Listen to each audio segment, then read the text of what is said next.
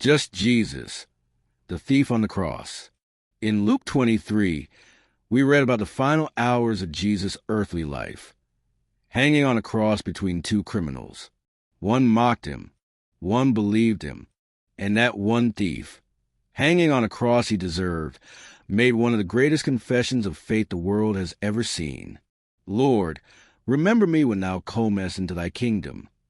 Luke 23, verse 42, KJV, and Jesus responded, Verily I say unto thee, today shalt thou be with me in paradise. Luke 23, verse 43, KJV, no baptism, no church membership, no theology test, no chance to fix his life, no tithe envelope, just Jesus. That's the gospel. But today, we've made it so much more complicated. We ask, what church do you go to? What translation do you use? What's your stance on this or that? Did you get baptized the right way? Do you tithe? Do you follow this tradition? That doctrine? Now don't get me wrong. Truth matters. But when we start adding layers of salvation that Jesus never required, we're walking the same road as the Pharisees. Jesus said, Woe unto you, scribes and Pharisees, hypocrites!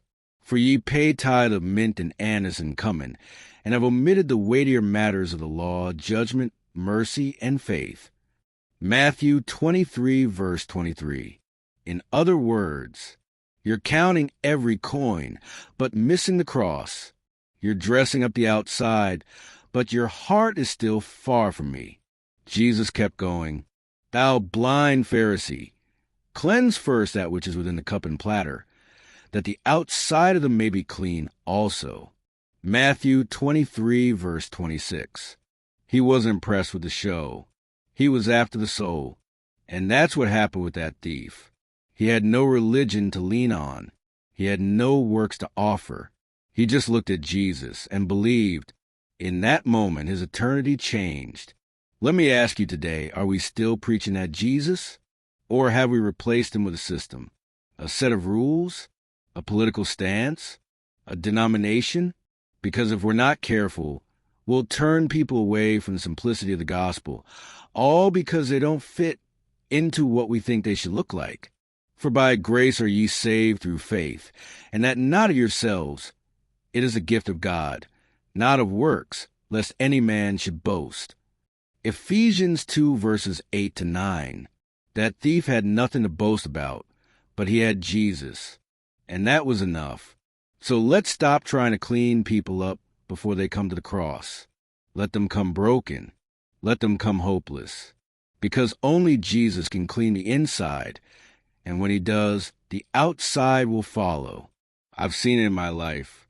I've seen it in others. And I've seen too many walk away because they were told they weren't ready. Yet when Jesus says, Come unto me, just like that thief, he didn't have a second chance. He didn't have another day. And yet Jesus gave him eternity.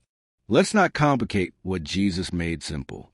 Let's get back to the real gospel. Just Jesus.